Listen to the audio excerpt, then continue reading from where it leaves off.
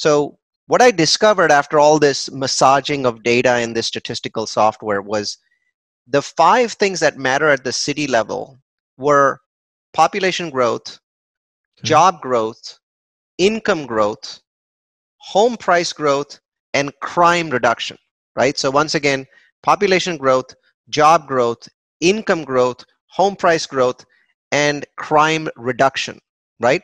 And one could say, well, there's schools there, there's poverty level, but what I found was if I was ending up with a mix of cities, and then I would throw in more stuff and end up with the same mix of cities, well, that would make the product more complicated. And my goal was, because it is free and always meant to be free, I want it to be simple. It's like you should be able to pick some random city that you've never heard of, Mhm. apply the system in less than 10 minutes, and be able to say things like, Fort Myers has really low population growth, but it's got decent job growth.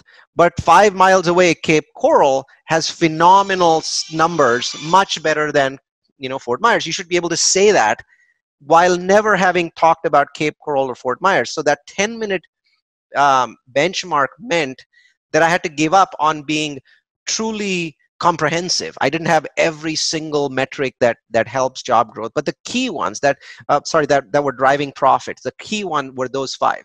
And Okay. then over the years, people came back and said your system is incomplete because this only counts at the city level, and all great cities have lots of crappy neighborhoods. So you need to basically design a second set that's designed for neighborhoods. So then we went back and updated the Udemy course and built an entire new section that had 5 benchmarks for neighborhoods, right? Interesting. Okay. So we did that. And to be honest, the neighborhood section was more powerful Really? because you can really, I mean, you can go into a great city like Phoenix, and a mile and a half from Phoenix is the county jail.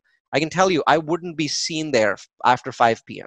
I mean, that's a really nasty area. So the key thing was I was telling people, here's a bunch of benchmarks that allows you to compare cities that you shouldn't be investing in, like Detroit, with cities that you should be investing in, like a bunch of cities in Utah or a bunch of cities in Idaho, right? But I'm not telling you where in that city to go. And so eventually, it took a lot more work, but we managed to figure out 5 metrics for neighborhoods as well. Some of them are the same. So the neighborhood metrics, and our goal was basically cash flowing investment. So we weren't trying to basically be the end all of real estate. We were trying to say, by that time I had a pretty big audience, and my audience was into cash flowing real estate. So instead of giving them just a fixed numbers, I gave them ranges because, for example, I said the median household income in your neighborhood should be between 40 and 70,000, okay, for you to invest in it.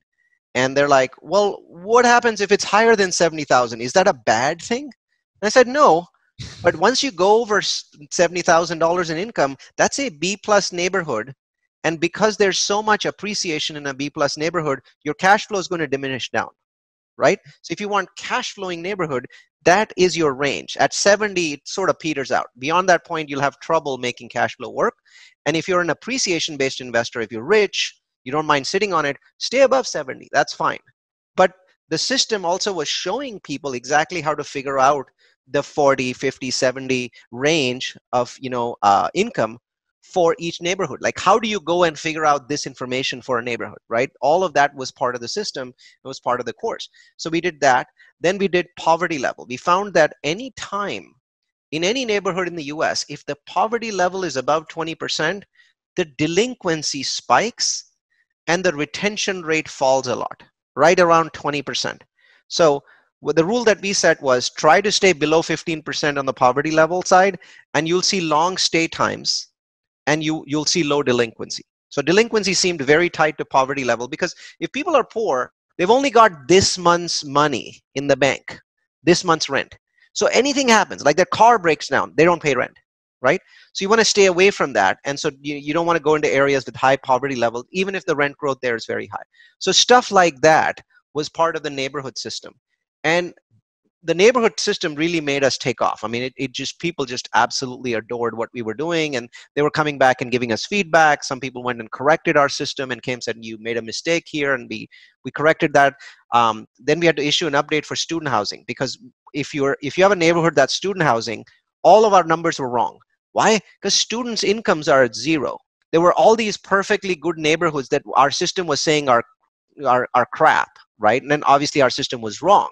And so we had to basically come back and say, students, here's this place where you go and you check to see how many what percentage of the people living here are students, and you've got to adjust for that, right? Otherwise, you're just going to miss the boat on some of these really nice areas.